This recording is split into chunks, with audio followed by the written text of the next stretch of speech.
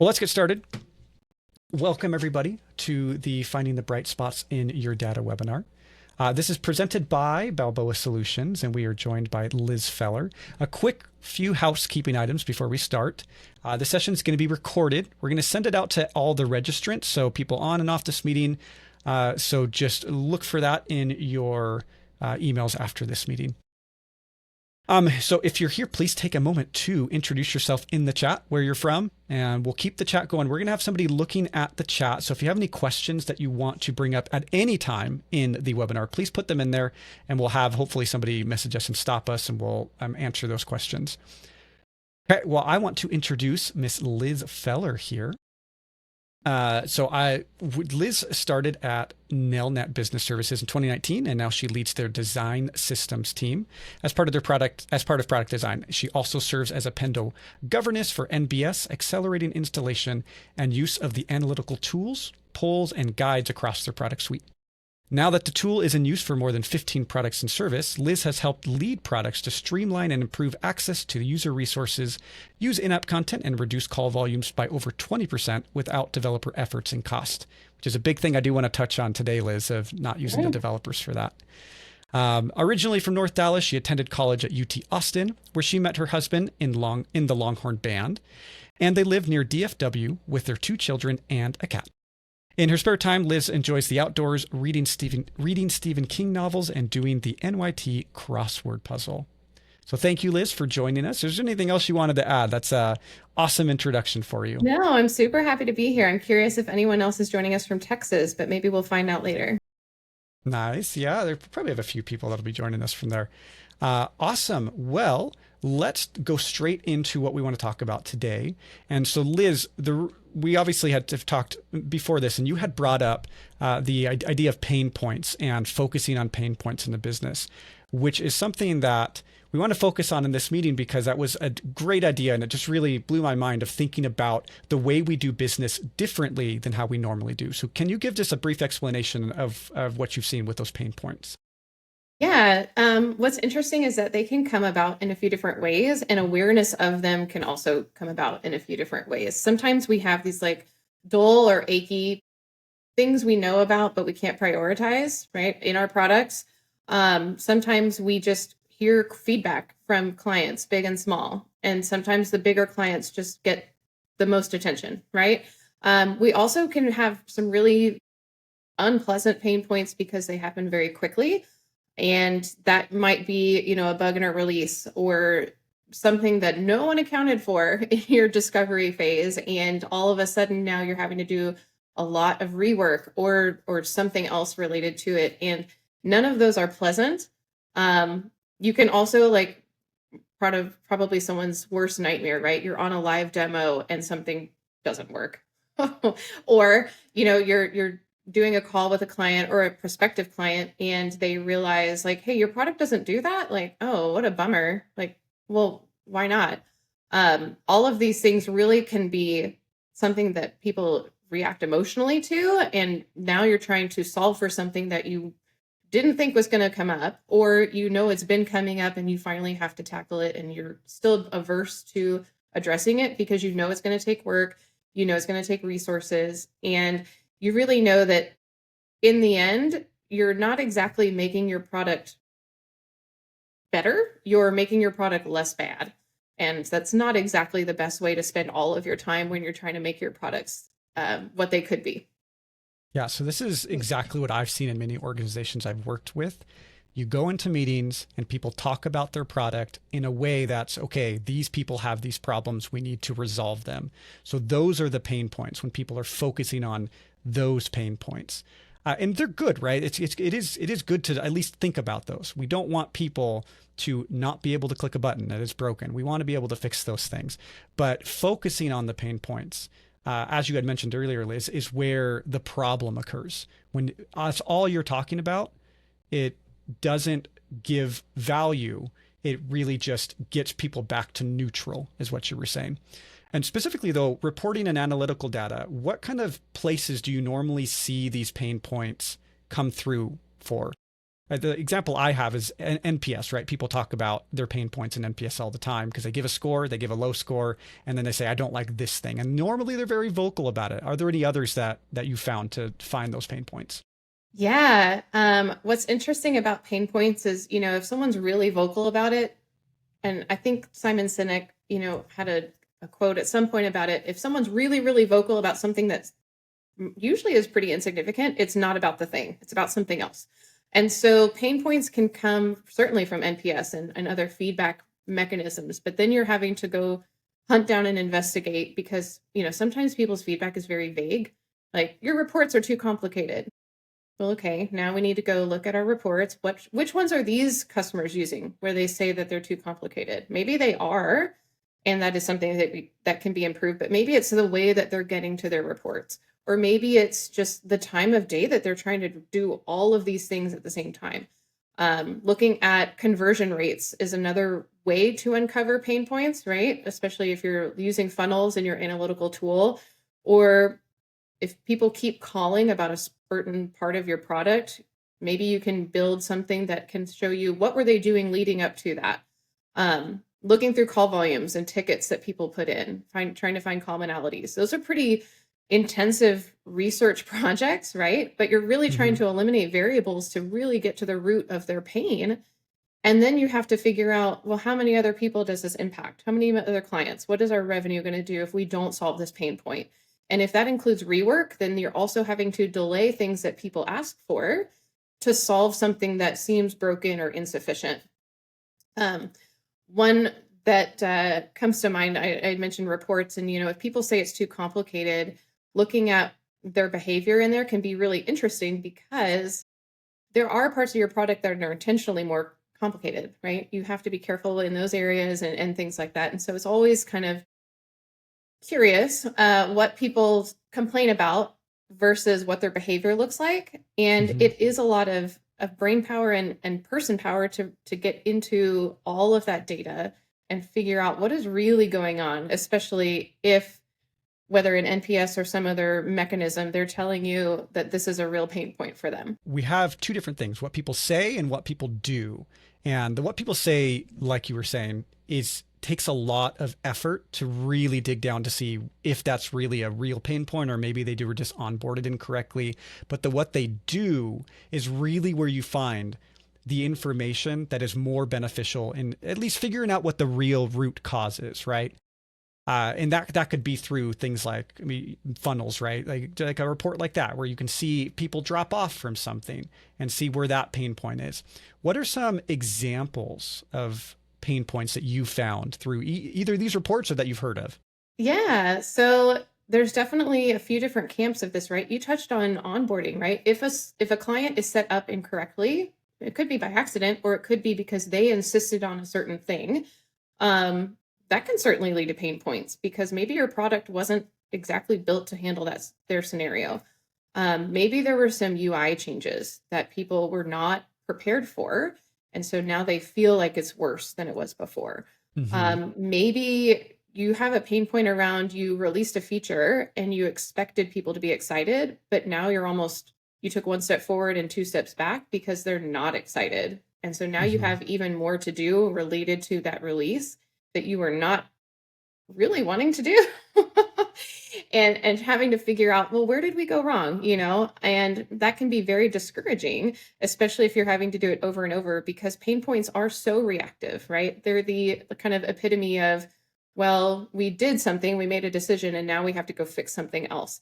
And they can really spiral if you're not careful, because a lot of times we plan, we have roadmaps, but if you don't have the flexibility to very quickly identify a pain point or something else and adapt everything else, if you know there are similarities, you're going to be in a lot of trouble.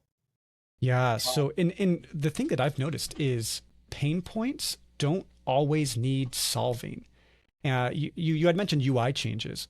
And there's a lot of times where companies are hesitant to make UI changes, even though they might be objectively better, because their customers have gotten used to a certain process. And they will definitely make it very clear that they don't like the changes, regardless of how great they are. And so that's where focusing on those pain points becomes a negative, right? Because you're not as a company progressing because you're worried about that causing them pain, when in reality, you're trying to make everything better for them. And I like the analogy if it's like a doctor, right? You have symptoms of the pain. And if you're not the greatest doctor, you can treat just the symptoms. If somebody has a headache, you can say, oh, just take this medication and make them leave.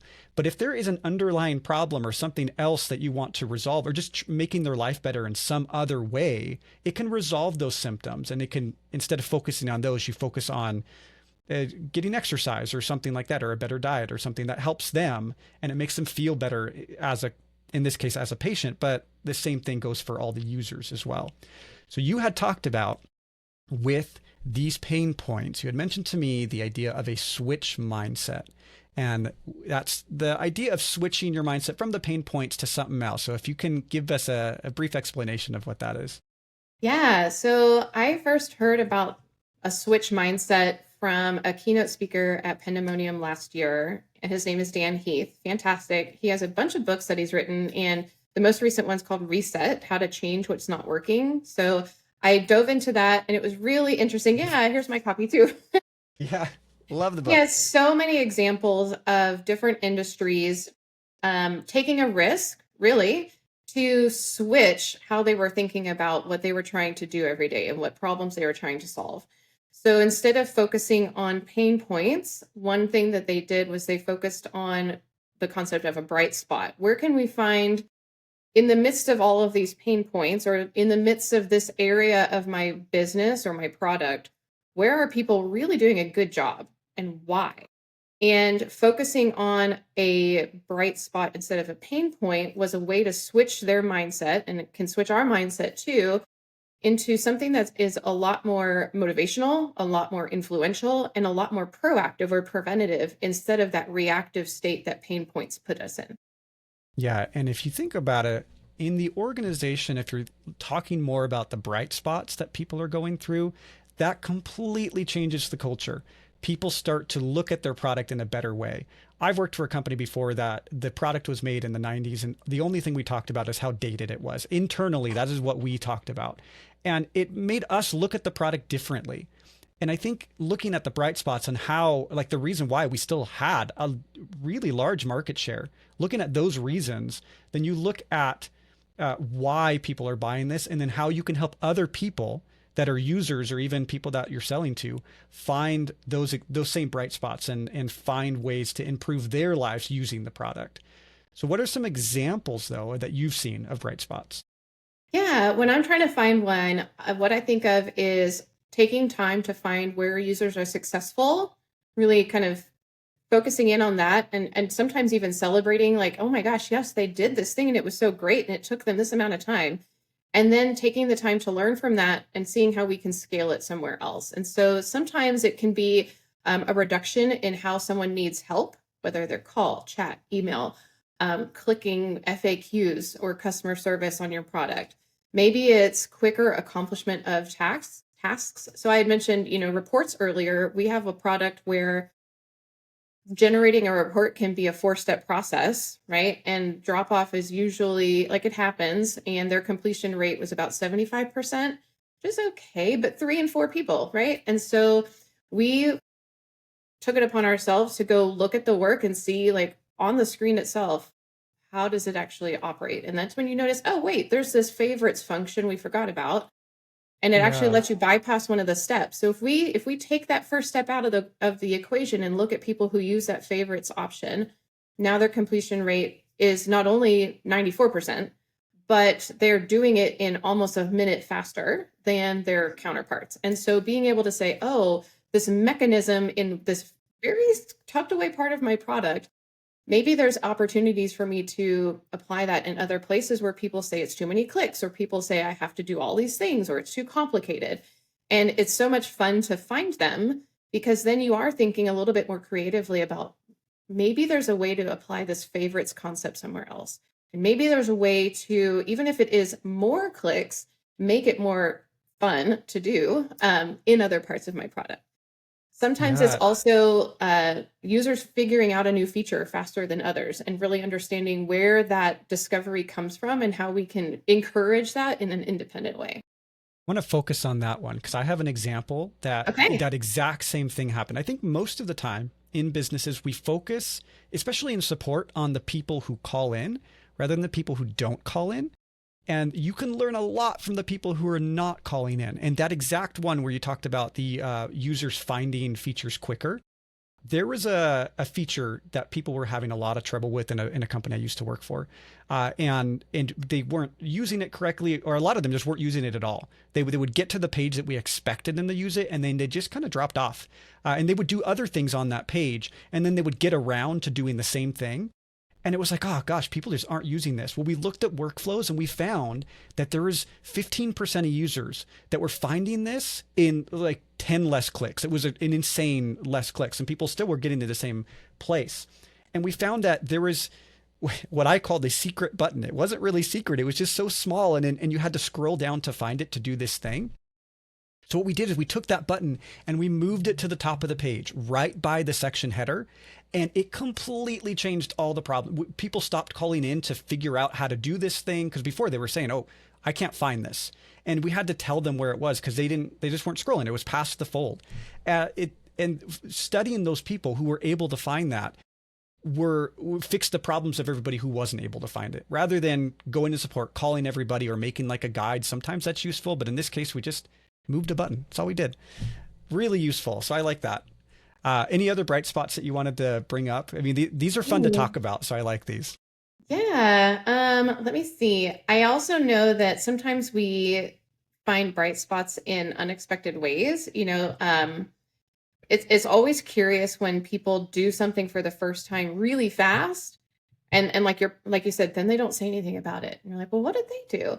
So I don't know if I have like a very specific one, but I know it is so fun to look at, feature adoption dashboards or other analytics that you may have in your product and see like, oh my gosh, they're doing this, like they're doing it. And then really understanding, oh, they're doing this two steps process, and maybe they're doing it in the same session compared to users who just thought they were done and leave. Well, in that case, let's encourage them and anyone else who comes after them, like, hey, you did a great job. Let's celebrate the fact that you did step one.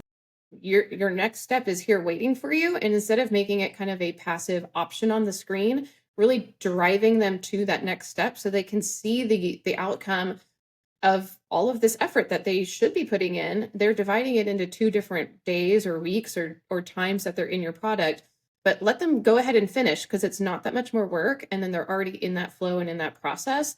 And not only do they get the task done faster, but they understand it faster too.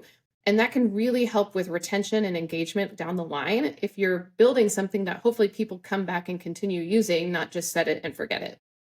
Yeah. So how we talked about culture on how looking at bright spots can affect culture, but how else is looking at bright spots different than looking at pain points?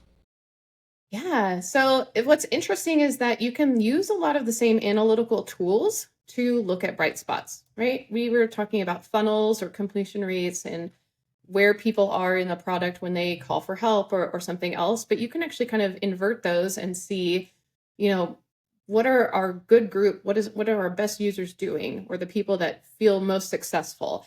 And what I love about it is a lot of times I try and write out a question that I'm trying to answer before I dive into everything.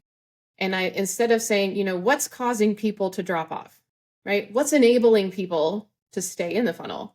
What is helping them get their best work done and use our product in the best way?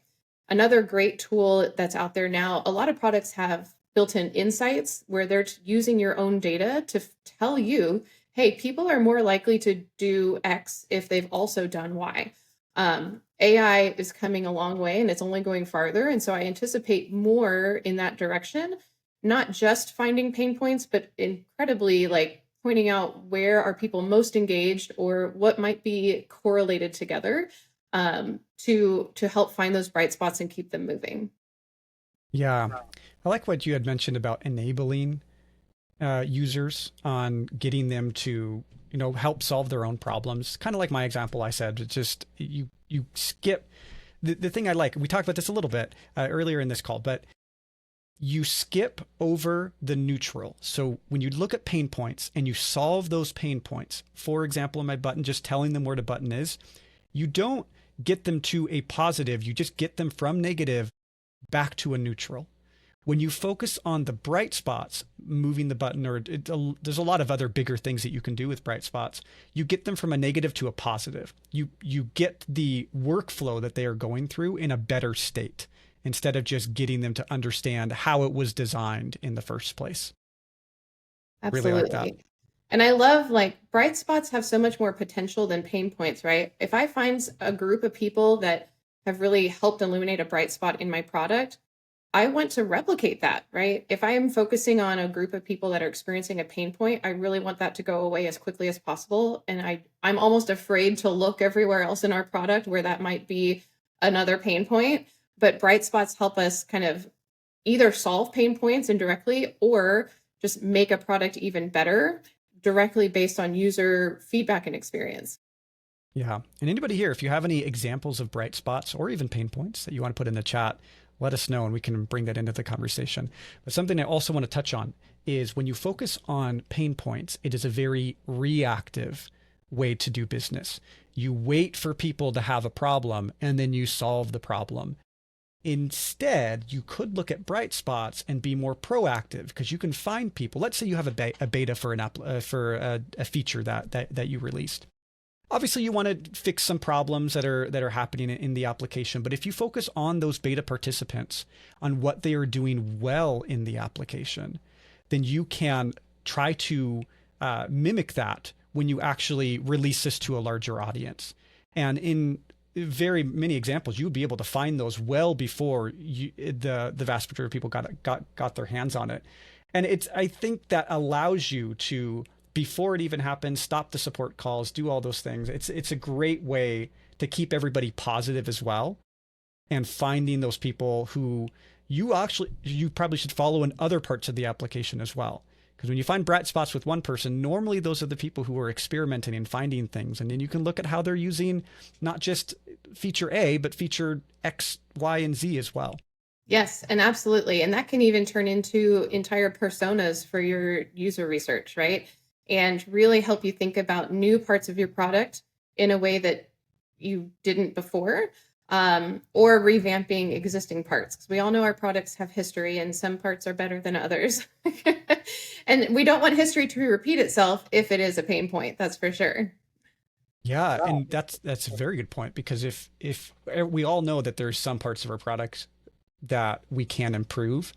And so just going into those and saying, okay, we don't have to do much. Let's just look at how people are using this well now.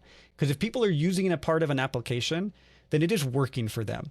And let's find the people who it's working for the best and then copy those workflows, copy how they're doing it. Mm-hmm. Perfect. Awesome. Well, let's talk about scaling on this, because this is easy in terms of like an individual person, right? Like I can convince somebody on my team to start doing this. But when you're talking about spreading this across an organization, it gets a bit more complicated, because you can give a training, but how do you get them to actually follow that training? How do you get them to start looking at the bright spots and not bringing pain points to every single meeting? Yeah, so it's such an interesting concept, right? Because it's kind of twofold. It's one, thinking about your product and your work differently, and then it's actually taking those thoughts into a plan of action for how are we going to establish different habits maybe. I think focusing on your product organization within your business first is usually the best, right? That has tangible outcomes when you focus on bright spots. And starting with something small, right? A single workflow or a single task that someone does in your product really can help not only test it out in a lower risk space, but also then you can find parallels and other opportunities, even if they are small, in other places.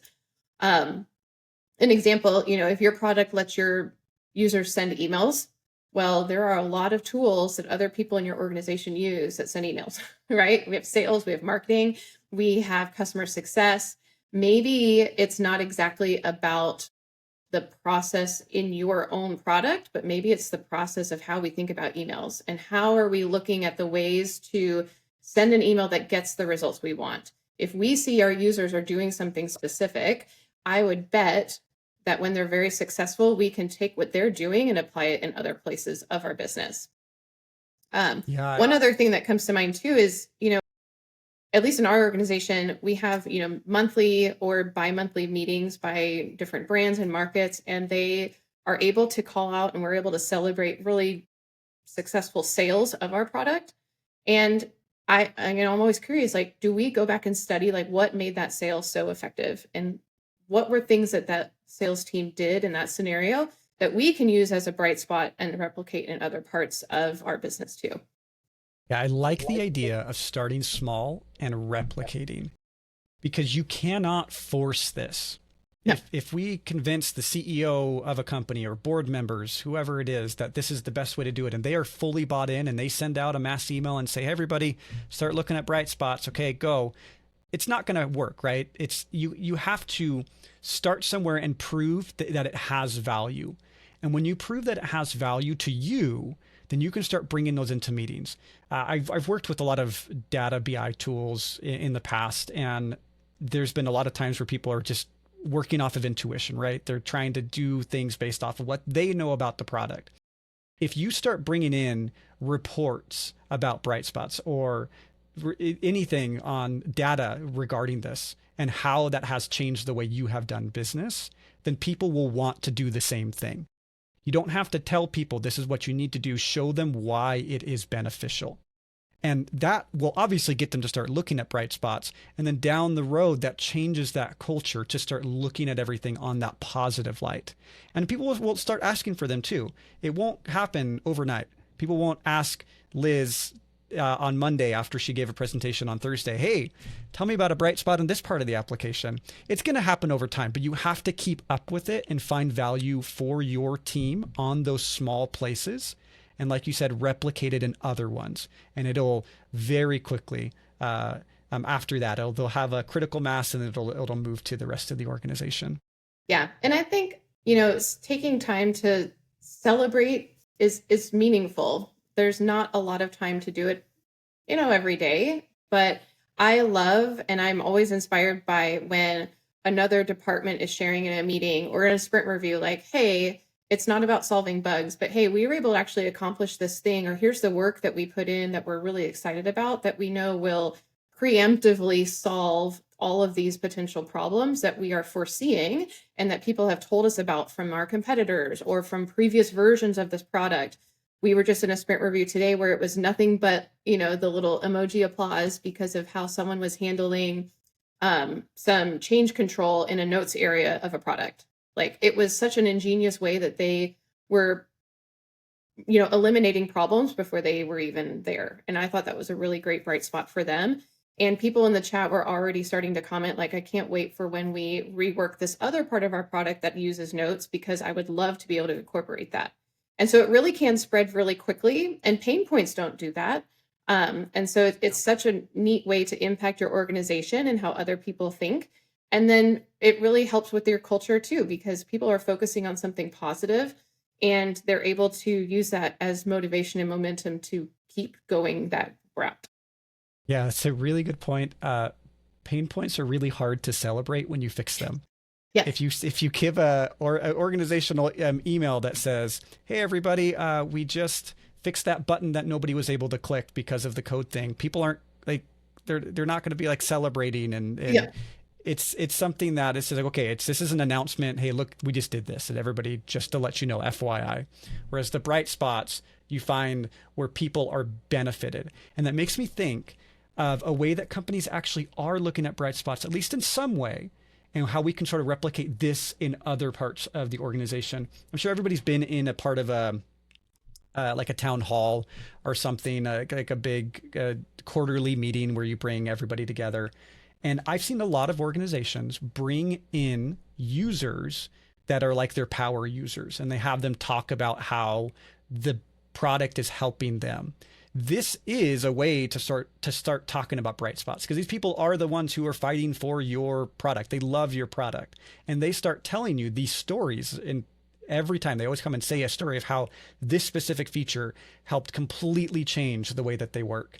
Bringing those in shows to the entire, all departments, product department and sales, everything, of why those are beneficial.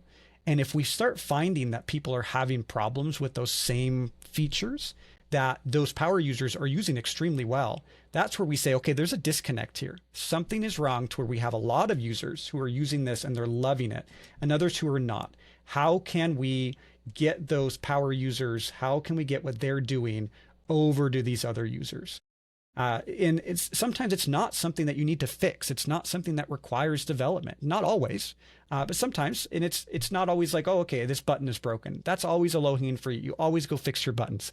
I'm not telling anybody to ignore those, but there's other ways that we can bring those users into it. And sometimes it could be training. It could be some other things, or just letting them know that there's another way to do something, especially for the users that get stuck in a workflow that doesn't work.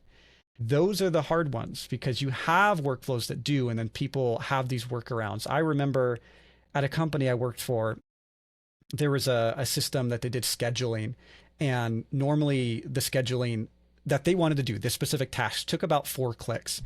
And they went through, I had them show how they did this. And it took them, we counted, I don't remember exactly, it was like 28 clicks to do the exact same thing, because they thought they had to click something, go to the settings page, change this thing here, add somebody's name, then go back. It was it wasn't anything that was their fault. I think they were just not trained properly. And it was such a pain to them to have to go through that, and finding that just like, oh, let's just show you a better way to do this. And that helps a lot. Helps a lot of different users if we can find those. Yeah. And you had mentioned training. Like, we found a bright spot a few years ago in our training because, we had been using Salesforce, and we have a little widget somewhere of like, here's the top 10 clients who call. Oof, like, talk about a pain point, right? Like, why are they calling all the time? But what was interesting is that there was a specific trainer who was part of, the team that supports that group of clients, who they were never on that list. And so looking into like how they trained and really going to see what they do and how they do it, to see if there was something we could take away for newer trainers or people who had been for a long time and weren't really changing their ways. And we found out that at the end of each training, she was taking the last few minutes to point out specific resources. She had kind of a script that she went through, to the point where she messaged me one day and say, hey, you'll never guess what happened on my training. I was getting ready to go do my spiel about the resources, and someone who was on the call as an attendee basically interrupted me and told everybody, hey, make sure you check out the resource center in our product, because it has all these really cool walkthroughs and resources for us. And this is how you get into our knowledge base. And it just blew her away. And so it's so fun to find things like that. Her name is Ashley. And it was so great to be able to say, man, that is a really cool, easy to do, easy to scale recipe for helping our clients be a lot more self-service and use our products the way that we're hoping that they do, finding those resources and really kind of paring down not just calls, but their satisfaction and their confidence in our product too.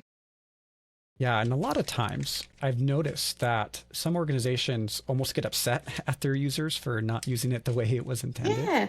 And that's not always the right way to look at it, right? Because they have a different journey, and they weren't always, a lot of people get onto the organization, even though the organization might be a client of yours for 5 years, the people have changed in the organization, and they were taught in a very different way than the client was originally trained on.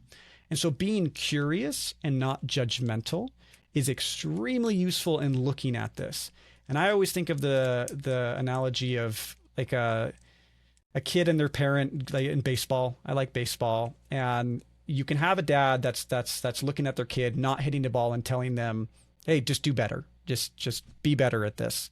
And you can have another one that notices that their hands are the wrong way around on the bat, and to say, "Oh, hey, let's just fix this. Let's find the problem. Let's find a way to do this like your teammates are doing it, and teach them the better ways to do this." And so being curious about why people are doing things the way that they are is always the best way, especially because that can actually even help you find the bright spots, because I'm sure everybody here has had an application where users use something in a different way than what was intended, and it ended up being the best way to use the product. And when you're curious on seeing people do things different, it's normally because always, not normally, they are always trying to solve a problem. They get onto your application to solve a problem. And if that problem that they're solving, if the solution that you give them, it takes just as much time as it would to do manually, then they're going to try to use your product in a different way to save themselves time. And they will find very unique ways that you can utilize across a bunch of different user groups, everybody, and you can make it more accessible. Awesome. I wanted to talk about a few kind of key takeaways from this meeting, because I realized that we are running out of time. Liz, I could talk to you forever, and I'm sure everybody could listen to you forever, but we do have to end at some point. So I want to do some key takeaways. And the first one for me is using the bright spots to skip the neutral. We don't want to just get people to a neutral state. We want to solve their problems and get them to a positive state. So using bright spots to skip the neutral is one of the best things that I've learned about when researching this with you, is being able to get people to that space. What is some key takeaways you want everybody to take away from this meeting? Yeah, I really focus on the intentionality behind looking for bright spots, right? Pain points are always going to be there, but really taking the time to find user success and taking a time to celebrate it and then learn from it and scale it. Like, those are some really easy things that can be repeated at a small scale and then can be broadened to different, maybe more abstract processes or habits that we have. And it is just such a motivating thing to focus on bright spots. I mean, I know our executive leadership at NBS, and even probably at the Nelnet level, we have been doing a lot more about sharing our flywheels internally. And that is not something built on pain points, right? That is something built on, like you said, solving problems. And it is something that gets you momentum. And by focusing on bright spots, you are only building momentum to not only make your products or your processes better, but be more proactive, solve those problems before they're even problems, especially for your new users.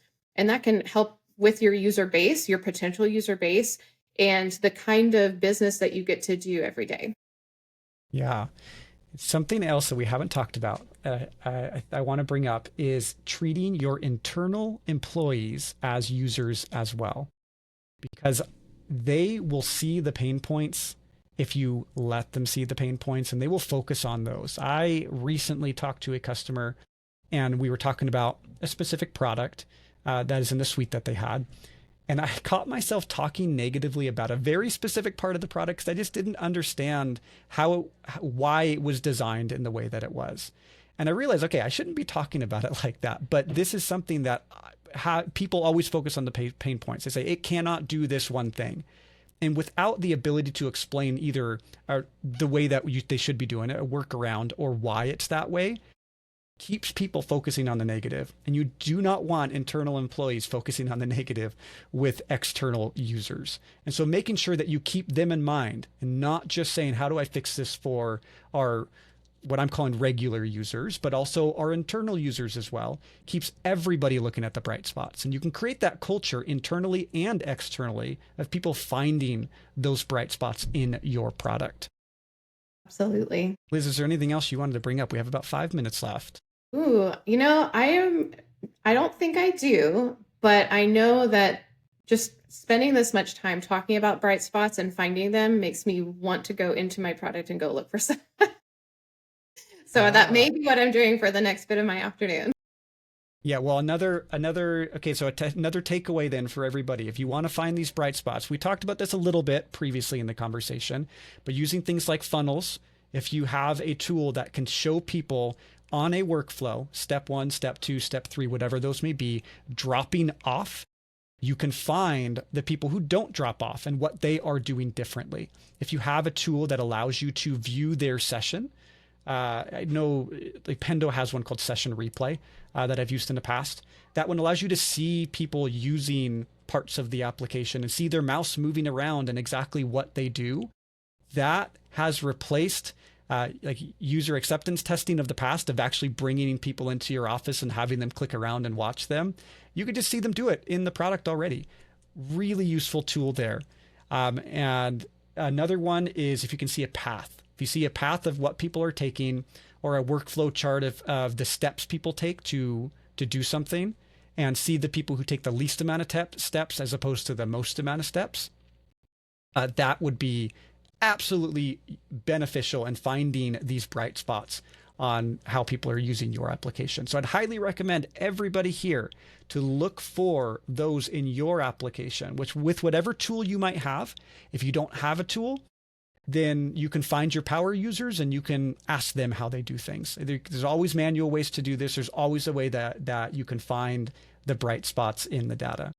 And circling back to where we started with pain points and NPS, we know that a lot of times people leave comments when they're not happy, but you also have those scores to look at too. So sometimes if you're not sure where to start in your product, compare what your promoters are doing and using in your product. Where do they spend most of their time?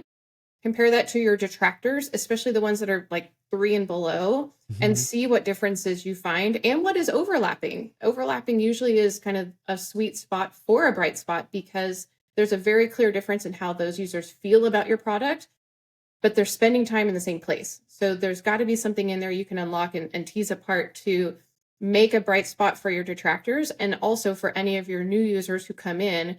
If they haven't told you how they feel yet, and we give them something in that place, maybe we're skipping over neutral, right? And we're solving that pain point before it even comes about. Liz, beautifully said. Thank you so much for joining us. Again, I could talk to you forever. I'm assuming a lot of people here would love to hear more about you. And if you have any questions, we will send out this recording.